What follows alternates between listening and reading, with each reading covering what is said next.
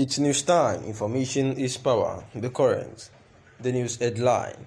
2 military vehicles procured recently by President Muhammadu Buhari administration for the military. The Buhari-led administration keeps making records in the arming of the Nigerian military, and coming just a few months after it supplied quite a number of mine-resistant ambush-protected MRAP vehicles to the Nigerian army. The Buhari-led administration has recently made another history by supplying another set of CSVP-3 Bigfoot MRAP multipurpose armored vehicles to them so as to enhance their conquest of insurgents and other violent criminal groups. The new military hardware were supplied on the 19th of November 2021 and have since been inducted into the Nigerian Army Ordnance, after which they were deployed for combat operations against insurgents in the northeast as well as against bandits in the other parts of the country. With these continuous military supplies by Buhari administration, it has become essential to point out that the administration has made Nigerian history about being the best in equipping and arming the country's soldiers, which is an essential element in motivating the troops to serve the nation with all their hearts.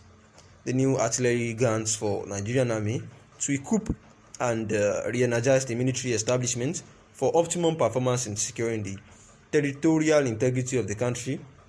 President Muhammadu Buhari administration has brought a new set of artillery guns for the Nigerian army, and the new artillery guns were inducted into the armory of the Nigerian army on the 19th of December 2020 at the headquarters of the Nigerian Army School of Artillery, NASA, in Kakia, Kaduna State, after which they were deployed against insurgents and other violent groups in the part of the country.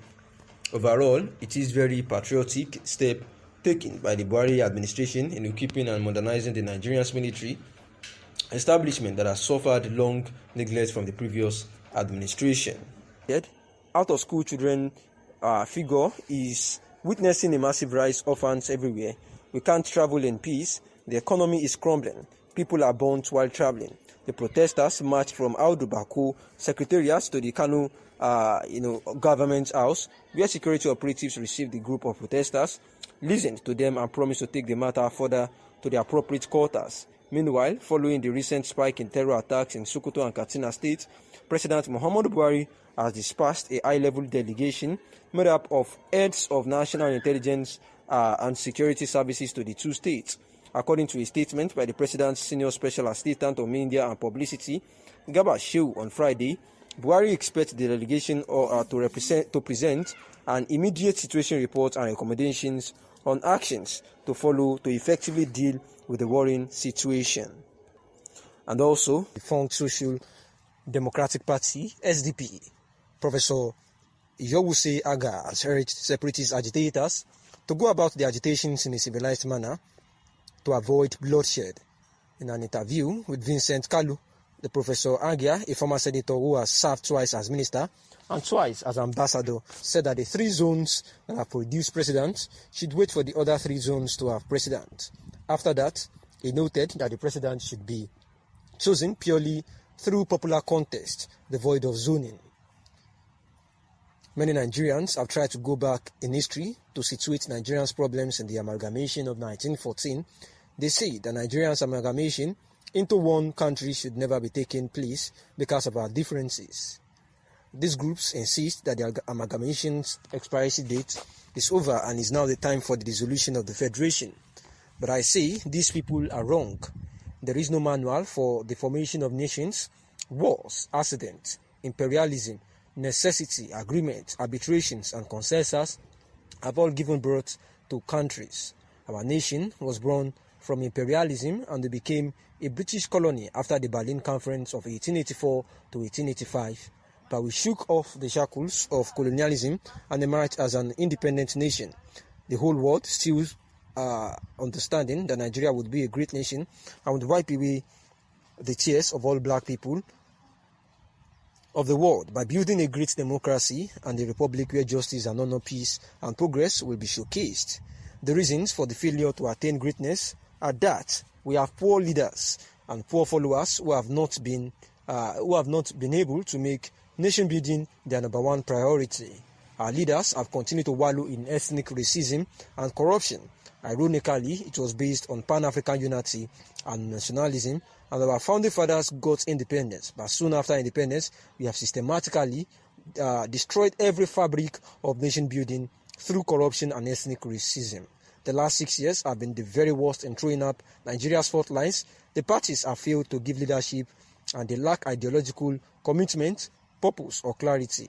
The weak institutions of states have been unable to defend democracy, and the Nigerian people have yet not resolved on national greatness. When we decide, nobody can stop us, the professor says.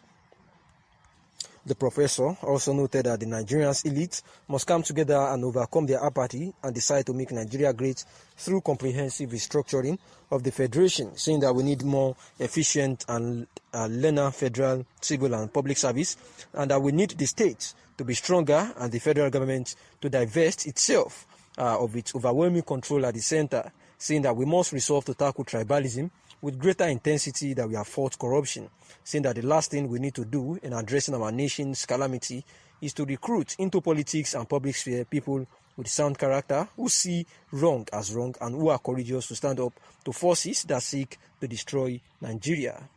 Asking about insecurity, saying that we started with Boko Haram and now ISWAP, saying that the United Arab Emirates recently named some Nigerians sponsoring the insurgent group, saying that Nigerians were excited, thinking that those who have contributed to the plunging this country into the crisis that has got millions of dollars and the carnage that followed will be prosecuted.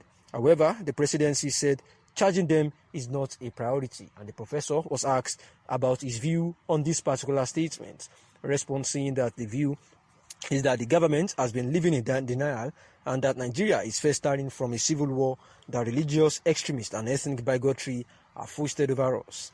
The government has invented semantics of deception, which is helping terrorists by packaging them as bandits and even worse, non-state actors. I was walking on eggshells to call the foreign Fulani terrorists arsonists, rapists and land grabbers through genocide as non-state actors. Kidnapping has been packaged as a foreign flourishing business as well. Perhaps this government is slowly manufacturing our consent and clandestining origin of our surrender to a Taliban-type insurrection, and the facts are too glaring to say otherwise, saying that the government knows the sponsor of these asymmetric wars and they know how to block their funding and know far more than they wish the public to know. We lift our eyes to God in the knowledge that every terrorist era has an expiry date, and may God Almighty hasten such expiry. And this was the response of the professor, talking about how the government has claimed, to be weak to address the situation of the terrorism in the nation. The movement for the actualization of the sovereign state of Biafra, MASOB, has celebrated the release of 19 of their members who have been detained since 2006. The celebration coincided with 10 years anniversary of the death of Igbo leader